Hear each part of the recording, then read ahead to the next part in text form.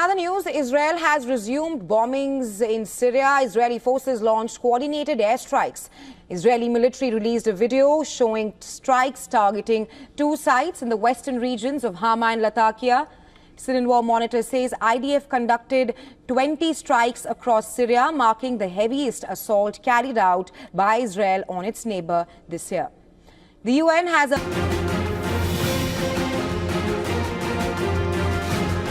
They fired a missile so close to the presidential palace, the ground shook in the heart of Damascus. But this wasn't just another airstrike. It was a message, one that could spark a war nobody's ready for. Israel just carried out what some are calling a near assassination attempt on Syria's new leader. On the surface, they called it a warning shot. But when a missile lands just outside the place where a head of state lives, it's not hard to guess what the real message might be. This wasn't routine. It was personal. Here's what we know. Israel bombed a site extremely close to Syria's presidential palace. Not a weapons depot, not a remote outpost. The heart of government power in Damascus. Israeli officials later said this was a clear message to the Syrian regime. Their reason? They claim Syria is attacking a minority group called the Druze, who live south of Damascus. Israel is accusing the Syrian government of oppressing the Druze and threatening to step in militarily to protect them. They say this strike was a warning, but many believe it was something else, a test to see how far they can push before Syria or its allies push back. Let's be clear, Israel has a history of targeting Syria's military sites, but hitting this close to the presidential palace is something new. This kind of strike sends shockwaves, not just across Syria, but across the entire region, and the implications could be massive. The Syrian government hasn't responded with fire yet, but if this was indeed an attempt to pressure, threaten, or even eliminate Syria's new leader, the stakes just went way up. Because here's the danger.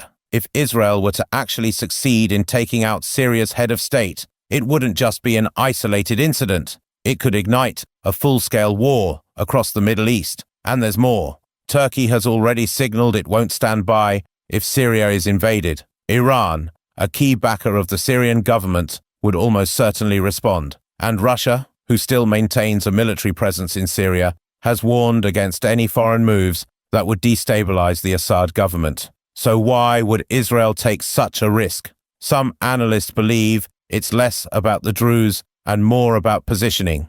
With tensions rising in Lebanon, Gaza, and now Syria, Israel may be trying to control the board, sending a message not just to Syria, but to Iran, to Hezbollah, and to anyone else watching. We can strike anywhere, anytime, but let's be real. Using humanitarian concerns as the reason for a near-lethal airstrike on a national leader doesn't sit well with everyone. Many are asking if the Druze narrative is just a cover, a way to justify a move that, in any other context, would be considered an act of war. And the timing is key.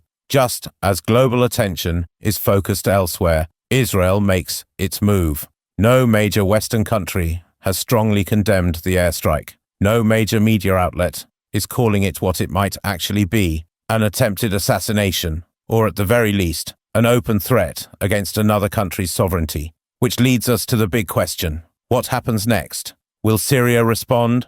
Will Israel strike again? Or was this one of those final warnings before a much bigger move?